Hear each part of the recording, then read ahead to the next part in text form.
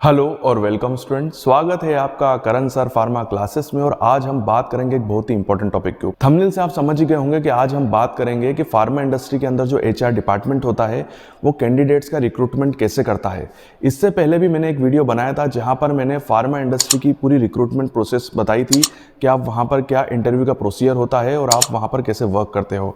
But वहां पर मैंने कैंडिडेट का नजरिया बताया था कि जब आप इंटरव्यू देने जाएंगे तो वहां से स्टार्ट होकर आप कैसे डिपार्टमेंट तक पहुंचते हैं, उस पूरे प्रोसीजर को मैंने सिस्टमेटिक वे में उस वीडियो के अंदर बताया था। अगर आपने वो वीडियो नहीं देखा हुआ है तो नीचे डिस्क्रिप्शन बॉक्स में मैं उसका लिंक सेंड कर दूंगा, तो उस वीडियो को देख के आप बहुत ही सिस्टमेटिक वे में समझ जाएंगे कि फार्मा इंडस्ट्री के अंदर इंटरव्यू कैसे होते हैं और कैंडिडेट को क्या क्या हर्डल्स को पार करके वो डिपार्टमेंट्स तक पहुंचता है। बट इस वीडियो के अंदर मैं ये बताऊंगा, मतलब इस वीडियो के अंदर मैं आपको एचआर का नजरिया बताने वाला हूं। जी हाँ, ह्यूमन रिसोर्स डिपार्टमेंट जो कि फार्मा इंडस्ट्री के अंदर काम करता है वो कैसे इंटरव्यू ऑर्गेनाइज करता है और कैंडिडेट्स की सिलेक्शन कैसे की जाती है, उस पूरे प्रोसीजर को हम इस वीडियो के अंदर समझेंगे। मतलब यहाँ पर मैं एचआर का नजरिया आपको बताऊंगा जब वो किसी भी कैंडिडेट को इंटरव्यू में सिलेक्ट करता है। तो देखिए, जब आपके दिमाग के अंदर जो एचआर का जो पॉइंट ऑफ व्यू है वो क्लियर हो जाएगा तो आपको एक चीज क्लियर हो जाएगी कि जब भी आप किसी इंटरव्यू के अंदर जाएंगे तो आपको पहले से एक चीज पता होगी कि एचआर आपसे क्या चाहता है। जी हाँ, जब आपको ये चीज पता होती है तो आप पहले से ही इंटरव्यू में प्रिपेयर होकर जाते हैं। इसीलिए ये जो वीडियो है ये बहुत ही इंपॉर्टेंट होने वाला है फ्रेशर्स के लिए। जी हाँ, फ्रेशर्स के लिए वीडियो बहुत ही इंपॉर्टेंट होगा। जो भी फ्रेशर्स अभी फार्मा इंडस्ट्री में वर्क करना चाहते हैं या किसी भी इंडस्ट्री के अंदर वो वर्क करना चाहते हैं उनके लिए ये वीडियो बहुत ही इंपॉर्टेंट होगा, क्योंकि उनको पहले से ही क्लियर हो जाएगा कि इंटरव्यू के अंदर उनसे किस टाइप के क्वेश्चंस पूछे जाएंगे, जो भी इंटरव्यू लेने वाला है उनसे वो क्या चाहता है। जी हाँ, इंटरव्यू लेने वाला आपसे क्या चाहता है अगर आपको पहले से ही पता होगा तो आप उसी के हिसाब से प्रिपेयर होंगे और इंटरव्यू आप बहुत ही सिस्टमेटिक वे में दे पाएंगे। समझ गए मेरी बात को? तो एक एक करके हम सारे पॉइंट्स के ऊपर डिस्कशन करते हैं, तो ज्यादा समय नहीं गवाते हैं और वीडियो स्टार्ट करते हैं। तो यहाँ पर जब भी ह्यूमन रिसोर्स डिपार्टमेंट किसी भी इंडस्ट्री का जब भी कोई इंटरव्यू को ऑर्गेनाइज करता है, किसी कॉलेज के अंदर अगर वो सिलेक्शन करने के लिए जा रहा है तो एक चीज उसको पता होती है कि देखिए, अगर फार्मा इंडस्ट्री की बात करें तो फार्मा इंडस्ट्री के अंदर डिफरेंट डिपार्टमेंट काम करते हैं। क्यूए है, क्यूसी है, प्रोडक्शन है, आरएनडी है, एचआर है, अलग अलग डिपार्टमेंट्स काम करते हैं। तो वहाँ पर समय समय पे क्या होता है, रिज़ाइन होते रहते हैं, बंदे जो होते हैं वो नौकरी छोड़ के जाते रहते हैं। तो जो एग्जांपल के लिए हम क्यूसी डिपार्टमेंट मान लेते हैं, तो क्यूसी डिपार्टमेंट के अंदर टोटल 50 लोग काम कर सकते हैं, उनकी वर्किंग कैपेसिटी 50 लोगों की है। अगर वहाँ पर 50 लोगों में से 10 लोग जो हैं वो रिज़ाइन देके चले गए तो वहाँ पर 10 लोगों की सीट वेकेंट हो गई। तो जो क्यूसी के जो जनरल मैनेजर होते हैं वो एचआर डिपार्टमेंट को इन्फॉर्म करते हैं कि सर हमको 10 लोगों की ज़रूरत है। मतलब जब अब क्यूसी को 10 लोगों की रिक्वायरमेंट है, किस में काम करने के लिए? क्यूसी में काम करने के लिए। तो 10 लोगों की रिक्वायरमेंट उनके पास आ गई। इसी तरीके से प्रोडक्शन डिपार्टमेंट के जो मैनेजर होते हैं वो भी उनको इन्फॉर्म करते हैं, क्यूए डिपार्टमेंट के जो जनरल मैनेजर होते हैं वो भी उनको इन्फॉर्म करते हैं। तो यहाँ पर उनके पास प्रॉपर तरीके से जो एचआर डिपार्टमेंट है उनको पता है कि हमको किस किस डिपार्टमेंट के लिए कितने लोग चाहिए। ठीक हो गई बात?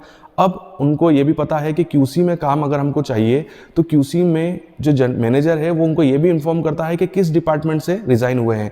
एग्जाम्पल के लिए हो सकता है कि एचपीएलसी डिपार्टमेंट से 3 रिजाइन गिर गए हों, डिसोल्यूशन डिपार्टमेंट से 2 रिजाइन गिर गए हों, डिफरेंट डिपार्टमेंट से सभी से रिजाइन होते हैं। तो उनको ये भी क्लियर होता है कि हमको किस पर्टिकुलर वर्किंग के लिए कैंडिडेट की जरूरत है, तो उसी तरीके से आपसे वो क्वेश्चन पूछा जाता है। तो जो एचआर डिपार्टमेंट होता है वो इंटरव्यू लेने से पहले कैंडिडेट का जॉब डिस्क्रिप्शन को पहले सिलेक्ट कर लेता है कि जो भी कैंडिडेट हमको सिलेक्ट करेंगे, इंटरव्यू लेंगे, उनको हमको क्या वर्किंग करानी है, उनका क्या जॉब डिस्क्रिप्शन होना चाहिए, उनकी रिस्पॉन्सिबिलिटीज क्या होगी, उनका वर्किंग एरिया क्या होगा, साथ ही साथ उनको हमको कितनी सैलरीज देनी है, उनको हमको क्या क्या बेनिफिट्स देने हैं। और एक और बहुत इंपॉर्टेंट पॉइंट है कैरियर इंप्लीफिकेशन। इस चीज को आपको समझना होगा कि कैरियर इंप्लीफिकेशन क्या होगा, कि जब भी किसी भी कैंडिडेट को जॉब ऑफर की जाती है तो उसको उसका कैरियर इंप्लीफिकेशन भी समझाया जाता है। इसका मतलब ये होता है कि अगर वो कैंडिडेट ये जॉब करता है या इस डिपार्टमेंट में काम करेगा तो उसके कैरियर को क्या ग्रोथ होगी, उस डिपार्टमेंट में या उस कंपनी में काम करने से उसको क्या फायदा होगा आगे चल के, ये चीज भी एचआर के द्वारा उस कैंडिडेट को समझाई जाती है। रीजन ये होता है, कई बार ऐसा होता है कि जब इंटरव्यू चलता है तो जो कैंडिडेट होता है वो हाई क्वालिफाइड होता है, उसके पास एक्सपीरियंस काफी अच्छा होता है, तो वो एचआर के साथ थोड़ा सा डिबेट करता है, उनके साथ बात करता है। सैलरी का मैटर भी हो सकता है या उसको जो फैसिलिटीज दी जा रही है उससे रिलेटेड भी वो मैटर हो सकता है।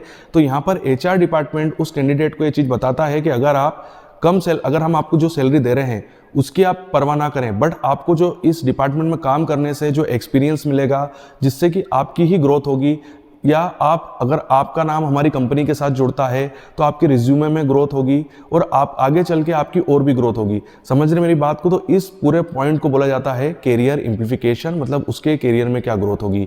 ये सारी चीज़ें HR डिपार्टमेंट पहले से ही प्रिपेयर करके जाता है इंटरव्यू लेने के लिए। ठीक हो गई बात? तो आपको एक चीज़ क्लियर हो गई है कि जब भी HR की टीम आपके पास इंटरव्यू लेने के लिए आती है तो उसके पास हर चीज़ क्लियर होती है कि हमको किस डिपार्टमेंट के लिए पर्सन चाहिए, उसको किस टाइप का काम करवाना होगा, उसका जॉब डिस्क्रिप्शन क्या होगा, उसका सैलरी क्या होगी, हम उसको क्या क्या फैसिलिटी देंगे और हम उसके साथ निगोशिएशन कैसे करेंगे। ये सारे पॉइंट HR डिपार्टमेंट पहले से ही क्लियर करके आता है। अगला पॉइंट जो है वो बहुत ही इंटरेस्टिंग है और अगर आप इस पॉइंट को समझ जाएंगे तो आप बहुत सारे डाउट आपके दिमाग में क्लियर हो जाएंगे। देखिए, जो HR के जो पर्सन्स होते हैं जब भी वो किसी कैंडिडेट का इंटरव्यू लेते हैं तो वहाँ पर वो दो चीज़ें बहुत इंपॉर्टेंट तरीके से देखते हैं। एक होती है कैंडिडेट की क्वालिटी और दूसरी होती है सोर्सिंग मिक्स। कैंडिडेट की क्वालिटी से मतलब है कि कैंडिडेट का नॉलेज कितना अच्छा है। देखिए, स्किल तो उस समय पता नहीं चल सकती है क्योंकि स्किल तो जब पता चलेगी जब वो वर्क करेगा। अभी वो केवल इंटरव्यू के थ्रू कैंडिडेट का नॉलेज जान पाते हैं, बट उसका बिहेवियर कैसा है, उसकी कम्युनिकेशन स्किल कैसी है, साथ ही साथ उसकी बॉडी लैंग्वेज कैसा है, उसकी पर्सनालिटी कैसी है, ये सारी चीज़ें जो है वो इंटरव्यूअर के द्वारा देखी जाती है। अगला पॉइंट है सोर्सिंग मिक्स। इस चीज़ को आपको समझना होगा, सोर्सिंग मिक्स क्या होता है। इसको मैं एक एग्जांपल के थ्रू आपको समझाता हूं। जैसे कि कोई IPL की टीम है और IPL की टीम जब भी किसी नए खिलाड़ी को परचेस करती है, खरीदती है या अपनी टीम में लेके आती है तो वो इस चीज़ का ध्यान रखती है कि हमारी टीम में किस चीज़ की कमी है। क्या हमारे पास ऑलराउंडर की कमी है, क्या हमारे पास बॉलर की कमी है, हमारे पास बैट्समैन की कमी है, तेज हिटर की कमी है, स्पिनर की कमी है। जिसकी भी उनके पास कमी होती है वो उसी कैंडिडेट्स को वो सिलेक्ट करते हैं। तो सेम इंटरव्यू के समय भी यही होता है। तो जब भी HR की टीम किसी भी कैंडिडेट का इंटरव्यू लेती है तो वो इस चीज़ का ध्यान रखती है कि हमारे डिपार्टमेंट में किस पर्सन की रिक्वायरमेंट है। एग्जाम्पल के लिए अगर हम QC का एग्जाम्पल लें, QC के अंदर अगर जो QC का जनरल मैनेजर है, अगर वो ये चीज़ बताए कि सर हमारी जो QC की टीम है वहाँ पर काफ़ी ऐसे कैंडिडेट्स हैं जिनको CGMP का नॉलेज ही नहीं है, GLP का नॉलेज नहीं है, तो जो इंटरव्यू लेने वाला होगा वो इस बात का ध्यान रखेगा कि इंटरव्यू लेते समय वो उसी कैंडिडेट को सिलेक्ट करे जिसके पास CGMP का प्रॉपर नॉलेज है, GLP वो बहुत अच्छे से जानता हो, WHO के बारे में जानता हो, US FDA को जानता हो, गाइडलाइन का नॉलेज हो या डाटा इंटीग्रेशन का नॉलेज हो। ये चीज़ें मतलब उसकी जो अभी प्रेजेंट टीम है जो कि फार्मा इंडस्ट्री में अभी काम कर रही है, उस टीम के अंदर जो चीज़ लैक होती है, जिस चीज़ की कमी होती है, उस चीज़ से रिलेटेड ही वो क्वेश्चन वहाँ पर पूछते हैं। और जिस कैंडिडेट के पास उस लैक मतलब जिस चीज़ से वो लैक कर रहे हैं उस पर्सन के पास अगर वो सारी इन्फॉर्मेशन है तो वो उस पर्सन को वहाँ पर सिलेक्ट कर लेंगे। मतलब वो अपनी टीम को कंप्लीट करने की कोशिश करते हैं। इसे बोला जाता है सोर्सिंग मिक्स। इससे ये फ़ायदा होगा कि जो उनकी जो QC की जो वो टीम है जो कि अभी वहाँ पर काम कर रही है, जब ये कैंडिडेट वहाँ पर जाएगा और उनके साथ काम करेगा तो अपने नॉलेज को उनके साथ भी शेयर करेगा और उनकी टीम और पावरफुल हो जाएगी। समझ रहे मेरी बात को? तो आपको ये चीज़ पता होनी चाहिए। तो एग्जाम्पल के लिए मान लीजिए कि ज़्यादातर जो इंडस्ट्रीज़ के इंटरव्यूज़ होते हैं QC से रिलेटेड, वहाँ पर HPLC और GC की रिक्वायरमेंट ज़्यादा मांगी जाती है। क्योंकि ज़्यादातर इसलिए मांगी जाती है क्योंकि HPLC और GC के जो कैंडिडेट होते हैं वो ज़्यादा रिज़ाइन देते हैं, कंपनी को ज़्यादा स्विच करते हैं और उनकी सैलरी इंक्रीमेंट भी काफ़ी तेज़ी से होता है। इसीलिए और जब HPLC और GC से जुड़ा हुआ आदमी जब डिपार्टमेंट को छोड़ के जाएगा तो उसी की कमी जो होगी वो डिपार्टमेंट के अंदर हो जाती है। इसीलिए इंटरव्यूअर जो होता है वो HPLC और GC से रिलेटेड क्वेश्चंस भी ज़्यादा पूछता है और उनसे जुड़े हुए लोगों को ही वो डिपार्टमेंट के अंदर रिक्रूट करता है। तो आप समझ गए कि सोर्सिंग मिक्स का मतलब क्या होता है। मतलब डिपार्टमेंट जिस चीज़ से लैक कर रहा है उसी क्वालिटी का पर्सन हमको लेके आना है। समझ गए मेरी बात को? उसी नॉलेज का जो चीज़ हमको लैक कर रही है, जिस चीज़ की हमारे अंदर कमी है, वो उसको कैसे फुलफिल किया जा सकता है, उस नॉलेज को कैसे बढ़ाया जा सकता है, वो वाला कैंडिडेट हमको लेके आना है। तो मैंने एक चीज़ और देखी है कि इंटरव्यू के अंदर इसीलिए M.Pharm जो खासकर जो स्टूडेंट्स का M.Pharma होता है उनको ज़्यादा सिलेक्ट किया जाता है क्योंकि M.Pharma कैंडिडेट्स के पास नॉलेज ज़्यादा होता है। और जब कोई भी M.Pharma का पर्सन QC के अंदर जाता है, क्योंकि QC के अंदर ऐसा भी होता है कि उनके डिपार्टमेंट के अंदर काफ़ी ऐसे लोग हों जो कि BSc हों और उनको ज़्यादा गाइडलाइन का इन्फॉर्मेशन ही ना हो क्योंकि उनके सिलेबस में ही नहीं था। तो यहाँ पर क्या होगा, जब M.Pharma का पर्सन उनके साथ काम करेगा तो वो अपना नॉलेज उनके साथ शेयर करेगा, तो उनके BSc कैंडिडेट्स को भी अच्छा खासा नॉलेज हो जाएगा। समझ गए मेरी बात को? तो ये सोर्सिंग मिक्स और पर्सन की क्वालिटी, ये दोनों चीज़ें बहुत ही इंपॉर्टेंट होती है जो कि HR के द्वारा इंटरव्यू के समय कैंडिडेट्स के अंदर देखी जाती हैं। तो देखिए, ज़्यादातर जो रिक्रूटर्स होते हैं उनको उनका सोर्सिंग मिक्स के बारे में पूरा पता होता है कि हमको किस क्वालिटी का पर्सन जो है वो सिलेक्ट करना है।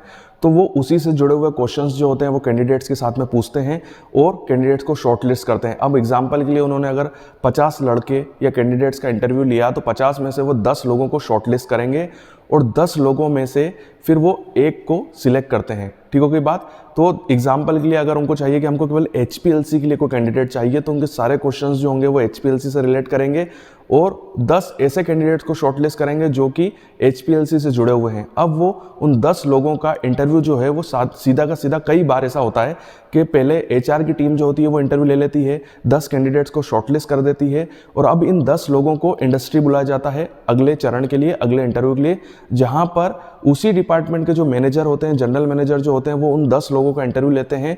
क्योंकि देखिए उनको पता है कि हमको इस कैंडिडेट से क्या चाहिए और ये हमारी टीम में कैसे आ सकता है, इसके पास क्या नॉलेज होना चाहिए। फिर वो पर्सनली इंटरव्यू आपसे लेते हैं और फिर उन 10 में से वो एक को सिलेक्ट करते हैं। तो ये सोर्सिंग मिक्स वाला जो फंडा है ये बहुत ही ज़्यादा काम करता है जब भी कोई HR की टीम इंटरव्यू लेती है, चाहे वो इंडस्ट्री के अंदर ले या कैंपस प्लेसमेंट में आपके कॉलेज के अंदर आए। बट ये सोर्सिंग मिक्स वाला फंडा जो है वो आपको क्लियर हो जाना चाहिए। इसी फंडे को लेकर कोई भी कंपनी जो है वो इंटरव्यू लेती है, उनको ये चीज़ पहले से पता होती है कि हम कहाँ पर लैक कर रहे हैं और उसी लैकिंग को दूर करने के लिए वो फिर कैंडिडेट्स का इंटरव्यू लेती है। तो ये वीडियो हम यहीं पर कंप्लीट करते हैं। मैं आशा करता हूँ कि कैंडिडेट की क्वालिटी और सोर्सिंग मिक्स वाला जो है फंडा है वो आपको क्लियर हो गया होगा। अगर फिर भी कोई डाउट है, कोई चीज़ समझ में नहीं आई है तो नीचे कमेंट बॉक्स पे आप उनको मेंशन कर सकते हैं। आगे आने वाले समय में मैं उन टॉपिक्स के ऊपर भी वीडियो जरूर बनाऊंगा। आपके उज्जवल भविष्य की कामना करता हूं और यूं ही बने रहिए मेरे साथ।